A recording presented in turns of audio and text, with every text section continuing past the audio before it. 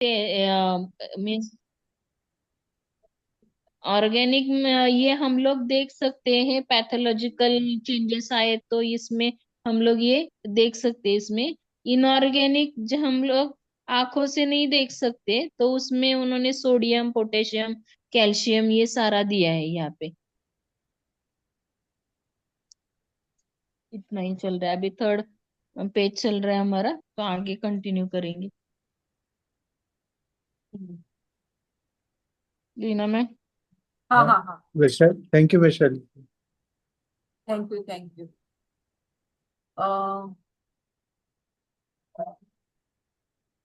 मुझे ही नहीं दिखाई दे रहा है शेयरिंग। ये लिखा है ना, पैनक्रियाटिक कोशिकाएं। अभी दिखाई दे रहा था, अभी नहीं दिख रहा है कुछ। हाँ हाँ। तो ये है बॉडी सेल हमारी, है ना। तो ये बॉडी सेल में कितना 40% ऑर्गेनिक। अभी हम ऑर्गेनिक एलिमेंट और इनऑर्गेनिक एलिमेंट, तो इसमें 40% बॉडी वेट हमारा जो है, 60% तो वाटर है, और 60 और 40, तो 40% जो है वो 40% हमारा बॉडी वेट है।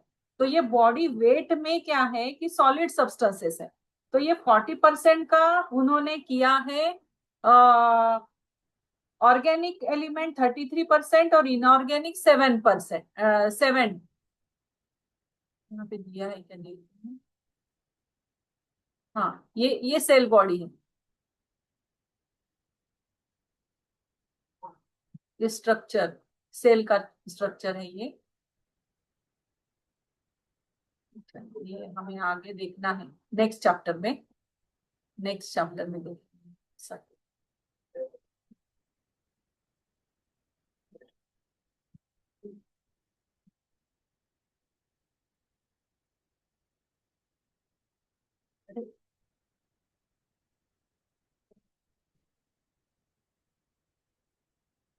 हाँ, तो ये ऑर्गेनिक एलिमेंट्स और इनऑर्गेनिक एलिमेंट्स। तो ऑर्गेनिक एलिमेंट्स 33% है और इनऑर्गेनिक एलिमेंट जो है वो 7% है।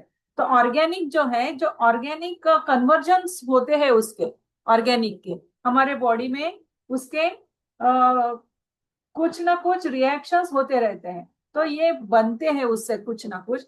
तो ये है 33%, तो उसमें है कार्बोहाइड्रेट्स। अब ये 33 का कैसे किया हुआ है, कार्बोहाइड्रेट्स है 12%, प्रोटीन है 4%, फैट्स है 17%, और रिमेनिंग है विटामिन। तो इस तरह से ये सब मिलके हो गए 33%। 12% कार्बोहाइड्रेट, प्रोटीन 4%, फैट 17%, और विटामिन, ये सब मिलके बन गया 33%। तो ये है ऑर्गेनिक एलिमेंट्स। और इनऑर्गेनिक, अब ये 40% जो है, इसमें इनऑर्गेनिक भी है। इनऑर्गेनिक में क्या है, वो 7% है। 33 40 का 33 गया, 7 बच गया है, तो 7% है इनऑर्गेनिक। इनऑर्गेनिक में क्या है 7% में, potassium sulphate, sodium chloride, calcium phosphate, iron carbo bicarbonate, iron bicarbonate, cobalt, magnesium, manganese. तो ये सब 7% है, ये सब इनऑर्गेनिक है। List of inorganic materials is very long, or we may see all elements present on earth are also present in human body partially.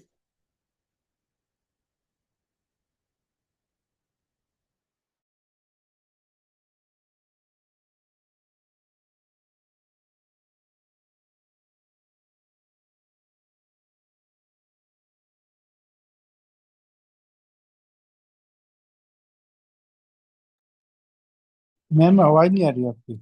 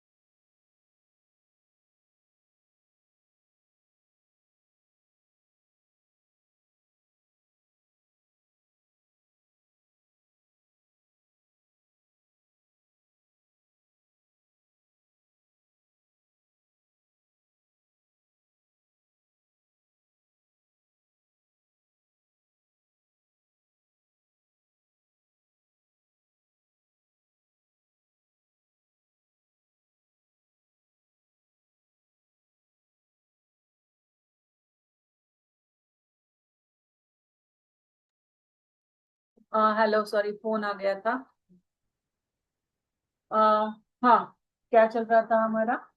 हाँ, 7% organic जो है इनऑर्गेनिक। इनऑर्गेनिक है, 7% उसमें इनऑर्गेनिक है, जो कि सिर्फ प्रेजेंट रहते हैं। कैटलिस्ट पता है आपको? जो कैटलिस्ट जो होते हैं ना, वो सिर्फ प्रेजेंट रहते हैं लेकिन रिएक्शन में हिस्सा नहीं लेते हैं। उनको क्या कहते हैं? कैटलिस्ट कहते हैं। तो ये कैटलिस्ट की तरह है इनऑर्गेनिक एलिमेंट्स। अभी ये ऑर्गेनिक जो है, ऑर्गेनिक क्या क्या है? कार्बोहाइड्रेट है, प्रोटीन्स है, और फैट्स है। तो ये कार्बोहाइड्रेट जो है, हेलो लीना ये है मैम, हमारे। नमस्कार। हाँ, नमस्कार नमस्कार नमस्कार। कार्बोहाइड्रेट्स ये फ्यूल है, जैसे कि कार हेलो। में पेट्रोल। हाँ, वो सुनाई दे रहा है मैम? हाँ, बोलिए प्रभजीत मैम। हाँ, आप म्यूट हो। प्रभजीत मैम, आप म्यूट हो। हाँ, तो कार्बोहाइड्रेट्स जो है, कार्बोहाइड्रेट्स ये हमारे बॉडी का फ्यूल है। जी, ये एनर्जी वहां से मिलती है। हम जो भी काम करते हैं, जो भी एक्शन हमारी होती है, जो जो भी हमारे सिस्टम्स चल रहे हैं, तो उसके लिए भी एनर्जी लगती है। डाइजेशन के लिए एनर्जी लगती है, नर्वस सिस्टम के लिए एनर्जी लगती है, और सर्कुलेशन के लिए एनर्जी लगती है। तो ये सभी सिस्टम्स को चलाने के लिए एनर्जी लगती है।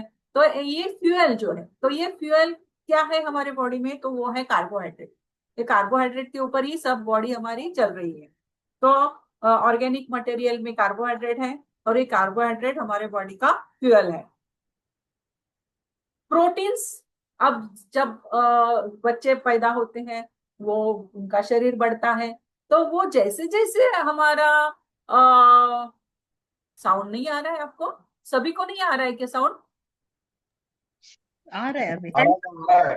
साउंड आ रहा है ओके ना? है। हाँ, प्रभजीत मैम को साउंड नहीं आ रहा है। उनका कुछ नेटवर्क इशू होगा। उनका, उनको हाँ, दोबारा नेटवर्क ज्वाइन इशू। करने दोबारा ज्वाइन करने के लिए बता दो कैसे। हाँ, उनको रीजॉइन करना होगा। ग्रुप में डाल दो, कोई ग्रुप में डाल दो। हाँ, तो प्रोटीन जो है, प्रोटीन हमारे शरीर को बनाता है, बिल्डिंग मटेरियल। हेलो। कार्बो हाँ, हेलो हेलो। आपके यहाँ पे नेटवर्क इश्यू है क्या मैम? प्रभजीत मैम, शायद आपके यहाँ पे नेटवर्क इश्यू है। सबको सुनाई दे रहा है, आप ही को नहीं सुनाई दे रहा है। हाँ, तो कार्बोहाइड्रेट क्या है? फ्यूल है। और प्रोटीन क्या है? Protein helps as a building material, means they help in the formation of cells. हमारे बॉडी में सेल्स डेड होती रहती है, बनती रहती है, फॉर्मेशन भी होता है, वो मरती भी है, बनती भी है, मरती भी है, बनती भी है। तो ये प्रोटीन्स जो है, ये बिल्डिंग मटेरियल है। मीन्स क्या है? It helps in the formation of cell, proteins. Fats क्या है? फैट्स जो है, ये डिपोजिशन ऑफ एनर्जी है। जिस तरह से, हाँ, यहाँ पे बुक में हमें एग्जाम्पल दिया हुआ है। जैसे कि हम बैंक में मनी डिपॉजिट करते हैं, जो भी खर्चा होता है हमारा, वो खर्चा हो जाने के बाद जो बचता है, वो हम क्या करते हैं? हम बैंक में डिपॉजिट करते हैं। या फिर किसी के पास काला धन होता है, तो वो क्या करता है? जहाँ कहीं पे छुपा के रख देता है या डिपॉजिट करता है। तो उसी तरह से फैट्स जो है, ये फैट्स क्या है? ये डिपॉजिट किया करके रखा हुआ जाता है, फैट्स। तो fats is fix deposition of energy which is used by the body in emergency. तो फिर बॉडी क्या करती है हमारी? जब इमरजेंसी होती है, जब हमें खाने को नहीं मिलता है, देर हो जाती है, तो उस वक्त क्या होता है कि ये डिपॉजिट किए हुए जो फैट्स हैं, वो फैट्स इस्तेमाल किए जाते हैं इमरजेंसी में। तो इस तरह से ये फैट्स डिपॉजिट होता है। कार्बोहाइड्रेट्स हमारा फ्यूल है, ह्यूमन बॉडी का फ्यूल मटेरियल है कार्बोहाइड्रेट्स। प्रोटीन्स क्या है? बिल्डिंग मटेरियल, ये सेल्स को बनाता रहता है, प्रोटीन से सेल्स बनती है। और फैट्स क्या है? फैट्स हमारे शरीर में एनर्जी के फॉर्म में डिपॉजिट किया जाता है, फिर उसको एनर्जी के फॉर्म में यूज किया जाता है जब भी हमें उसकी जरूरत होती है। Inorganic elements do not use in activities of human body, but their presence form the internal and external environment of the cell, and their activeness make the cell lively just like a baby. अब ये inorganic materials जो है, inorganic elements क्या है? Potassium sulphate, sodium carbonate, chloride, calcium phosphate, iron bicarbonate, cobalt, magnesium, manganese, ये सब जो है, ये सब इनऑर्गेनिक एलिमेंट जो 7% है, वो सिर्फ क्या करते हैं कि हमारे ह्यूमन बॉडी में प्रेजेंट है, प्रेजेंस है उनका, प्रेजेंस फॉर्म में होते हैं। वो इंटरनल और एक्सटर्नल जो इन्वायरमेंट है सेल का, तो वो इंटरनल और एक्सटर्नल सेल के इन्वायरमेंट को एक्टिव बनाए रखते हैं। किस तरह से? जैसे कि कोई छोटा बच्चा होता है, किड्स, तो छोटे बच्चे को देख के हम खुश होते हैं, हम तो उसके साथ खेलते नहीं है, लेकिन सिर्फ मेंटली क्या होते हैं, और जब उसको खेलता हुआ देखते हैं, हंसता हुआ देखते हैं, तो हम खुश हो जाते हैं। उसके तरह एक्टिवनेस हमारे अंदर आ जाता है, हैप्पीनेस हमारे अंदर आ जाता है। उसी तरह से ये इनऑर्गेनिक एलिमेंट्स जो है वो एक्टिवली पार्ट तो नहीं लेते हैं, लेकिन उनका प्रेजेंस बहुत कुछ काम कर जाता है। तो ये हो गए इनऑर्गेनिक एलिमेंट्स, ऑर्गेनिक एलिमेंट्स और इनऑर्गेनिक एलिमेंट्स। एलिमेंट्स जो है, ये एलिमेंट्स कभी भी डिस्ट्रॉय नहीं होते हैं, ये एलिमेंट्स सिर्फ अपना फॉर्म चेंज करते हैं। वो एक फॉर्म से, जैसे कि एनर्जी हम सुनते आ रहे हैं, गीता में लिखा हुआ है कि एनर्जी जो है वो एनर्जी कभी भी डिस्ट्रॉय नहीं होती है, वो एक फॉर्म से दूसरी फॉर्म में कन्वर्ट होती रहती है। तो इसी तरह से ये ग्लूकोज, अब ग्लूकोज जो है, ग्लूकोज से हम हमारी एनर्जी बनती है। तो ये ग्लूकोज जो है वो किस तरह से फॉर्म होता है? उसमें होते हैं 3 एलिमेंट्स, कार्बन, हाइड्रोजन और ऑक्सीजन। इन एलिमेंट्स का कॉम्बिनेशन है ग्लूकोज। ये 3 एलिमेंट्स तो सेपरेट सेपरेट है, कार्बन अलग है, हाइड्रोजन अलग है और ऑक्सीजन अलग है, लेकिन जब ये एलिमेंट्स के आयंस एक साथ आ जाते हैं तो एक कंपाउंड बनता है, वो है ग्लूकोज का। अब ये ग्लूकोज का कंपाउंड तो बन गया, तो क्या हुआ कि कार्बन, हाइड्रोजन, ऑक्सीजन ये अलग अलग थे, इनकी एनर्जी अलग अलग थी, लेकिन वो एक साथ आ गए तो बन गया ग्लूकोज। तो सिर्फ क्या हो गया, उनकी एनर्जी चेंज हो गई, वो ग्लूकोज फॉर्म में आ गए। अब ग्लूकोज का जब हाइड्रोलिसिस होता है, यानी कि उसका भी टुकड़ा हो जाता है, ग्लूकोज के भी टुकड़े हो जाते हैं, तो ग्लूकोज के जब टुकड़े हो जाते हैं, यानी कि हाइड्रोलिसिस प्रोसेस होती है, तो उसमें से वाटर अलग हो जाता है। हाइड्रोलिसिस मीन्स हाइड्रोजन वाटर अलग होना, तो इसमें से वाटर अलग हो गया और कार्बन डाइऑक्साइड अलग हो गया। तो कार्बन डाइऑक्साइड और वाटर अलग हो गया ग्लूकोज के स्ट्रक्चर्स कंपाउंड में से। तो क्या हो गया यहाँ पे डिस्ट्रॉय कुछ भी नहीं हुआ, वो एलिमेंट्स डिस्ट्रॉय नहीं हुए। कार्बन, हाइड्रोजन, ऑक्सीजन थे, उससे बन गया ग्लूकोज, ग्लूकोज का हाइड्रोलिसिस हो गया, उससे बन गया carbon dioxide and water. Means यहाँ पे क्या हुआ, एलिमेंट्स डिस्ट्रॉय नहीं होते हैं, वो सिर्फ अपना फॉर्म चेंज करते हैं। तो ये हो गया elements due to the characteristics of solubility. Elements की कैरेक्टरिस्टिक क्या है कि वो कुछ एलिमेंट्स जो है वो सॉल्युबल होते हैं। हमने अगर शुगर ली, सॉल्ट लिया, अब ये पानी में क्या हो जाता है, वो घुल जाता है। सॉल्युबिलिटी उनकी कैरेक्टरिस्टिक्स है, कुछ एलिमेंट्स की कैरेक्टरिस्टिक है वो solubility. They don't remain still in water like electrically charged ions, but they move continuously like a person in the dark room. अब ये हमने समझो, हमने नमक को घोल दिया पानी में, तो पानी में अभी क्या है, अब पानी में कार्बन, सोडियम क्लोराइड के आयंस बन गए, सोडियम के आयन बन गया, क्लोराइड का आयन बन गया, वो तो सॉल्युबल हो गया ना पानी में, तो आयंस बन गए। तो ये आयंस जो है, ये आयंस उस पानी में घूमते रहते इधर उधर इधर उधर।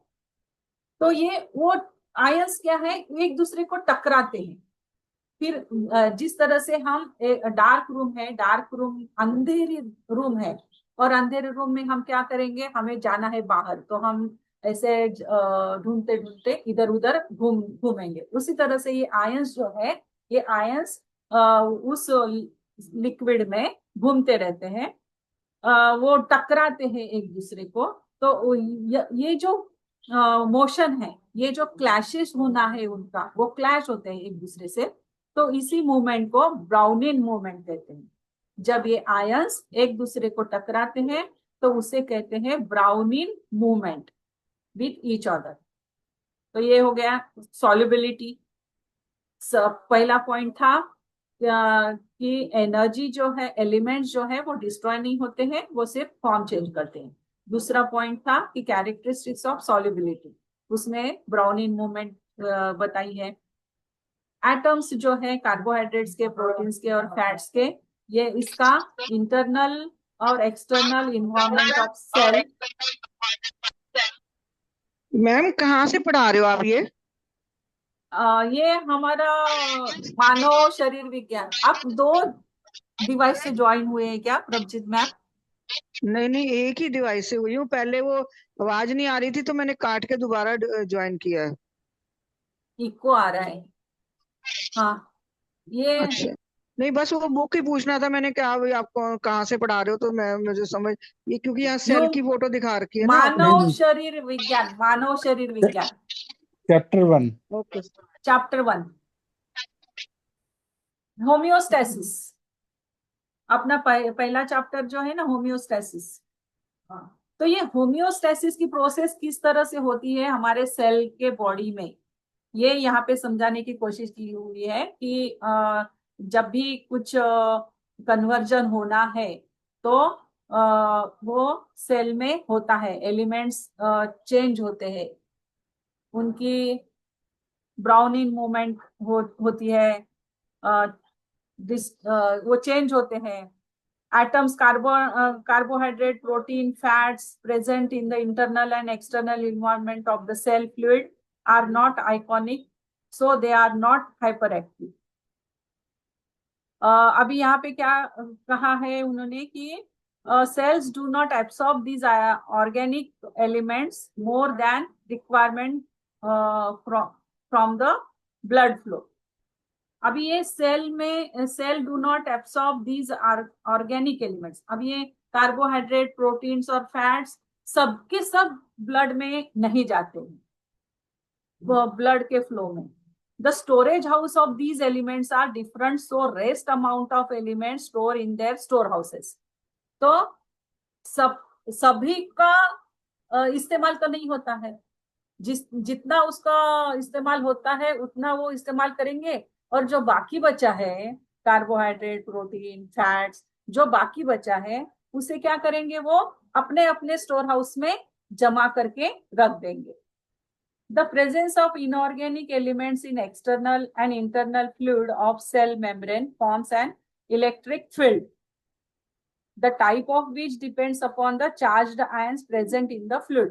अभी इंटरनल और एक्सटर्नल फ्लूइड जो है उसमें आयंस होते हैं, अभी जो बताया ब्राउनिन मूवमेंट उनमें होती रहती है। एक्सटर्नल फ्लूइड भी होता है, इंटरनल फ्लूइड भी होता है। हमने देखा जो एक्सटर्नल फ्लूइड है वो है blood, lymph, cerebrospinal fluid, seminal fluid, secretion of endocrine glands, digestive juices, nasal fluid, lacrimal secretion, urine and synovial fluid. ये सब क्या है, ये एक्सटर्नल फ्लूइड है। तो ये एक्सटर्नल फ्लूइड और इंटरनल फ्लूइड जो है ये मेम्ब्रेन के थ्रू होता रहता है, फॉर्म्स एन इलेक्ट्रिक फील्ड। तो ये सब जो प्रोसेस है, ये सब प्रोसेस होम्योस्टैसिस में, यानी कि हमारे सेल में होती रहती है।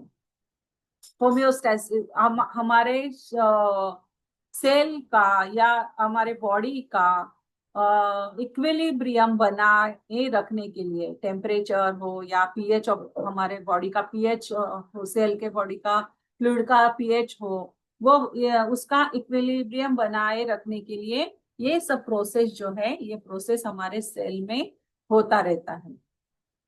ये this phenomena is just like a coming and going of cousins through a common door present in the wall which separates their houses. But the children also maintain the homeostasis of each family. जैसे कि बाजू बाजू में दो भाई रहते हैं तो कजिन्स इधर आते हैं, इधर के भाई बच्चे उधर जाते हैं, उधर के बच्चे इधर आते हैं।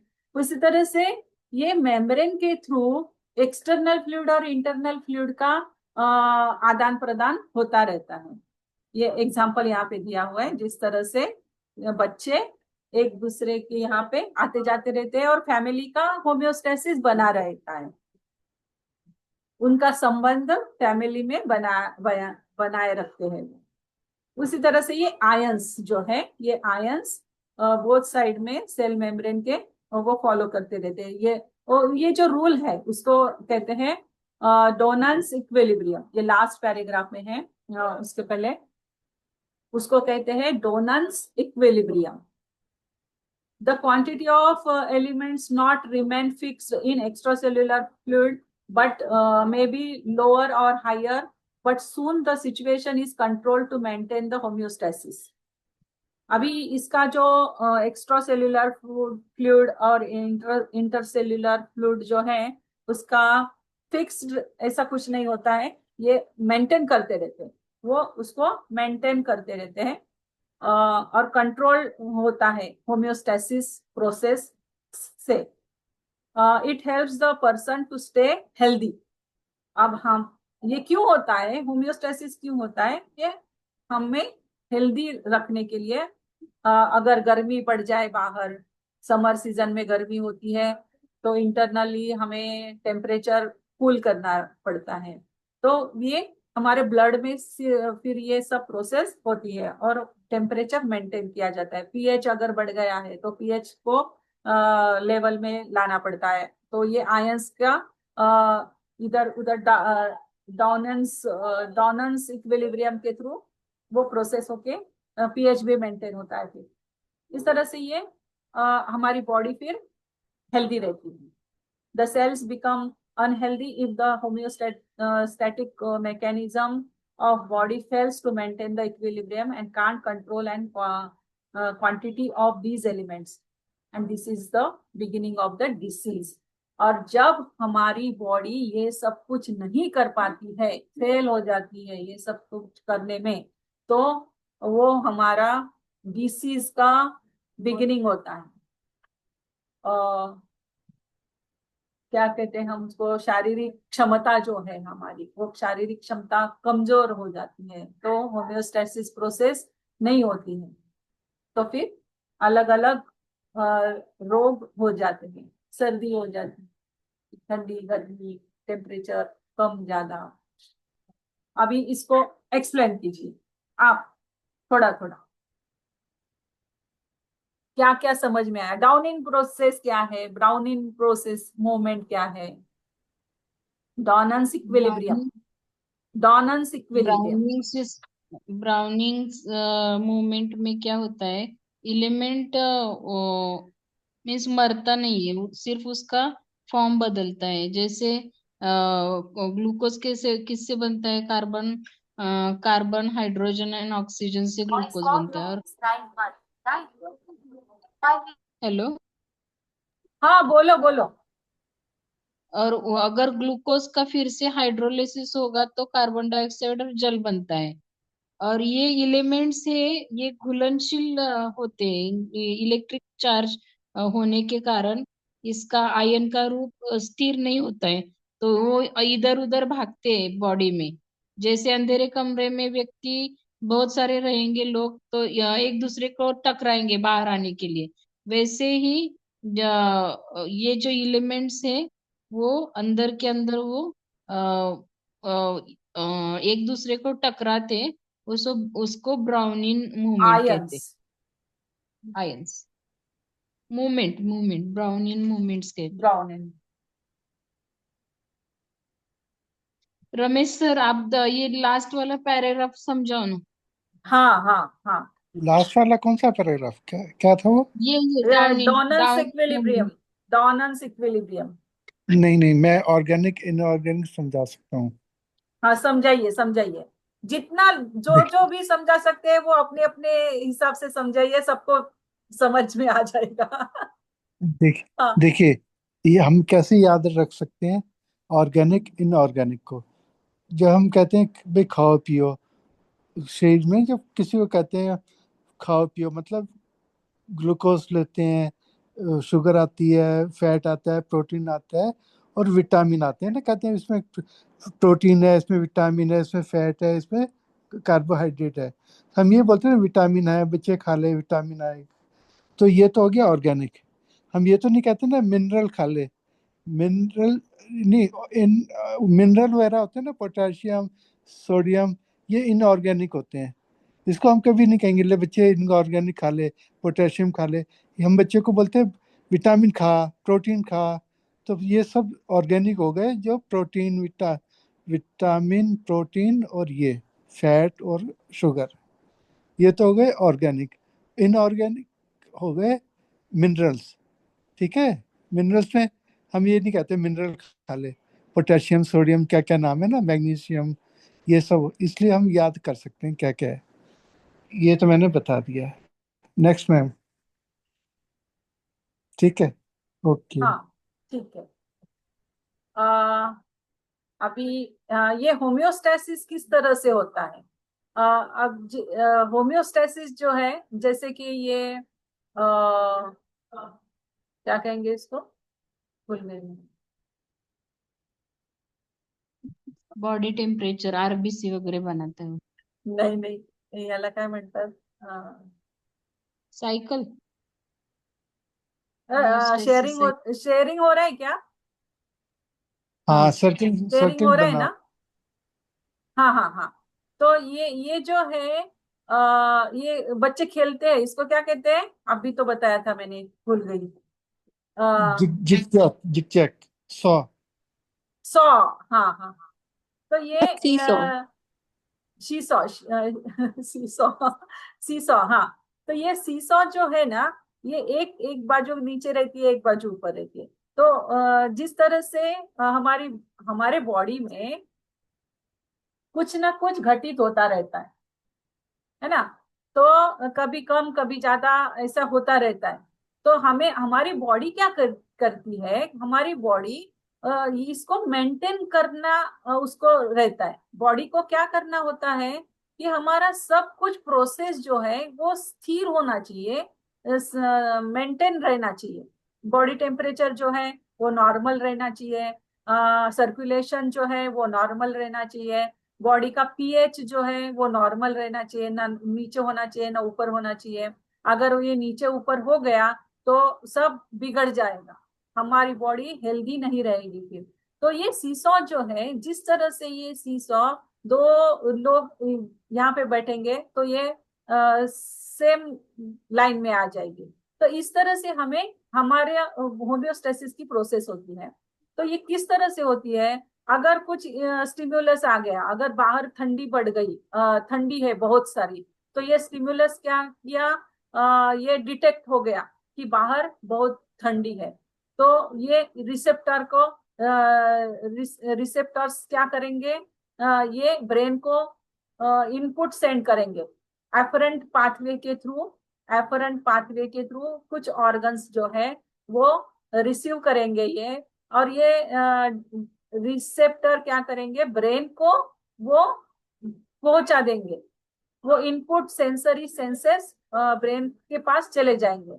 अभी यहाँ पे ब्रेन को समझ में आ गया कि हाइपोथैलेमस में सब कुछ पहुंच गया कि अभी बाहर ठंडी है। तो बाहर ठंडी है तो हमें हमें हमारा टेम्परेचर मेंटेन करना है। बाहर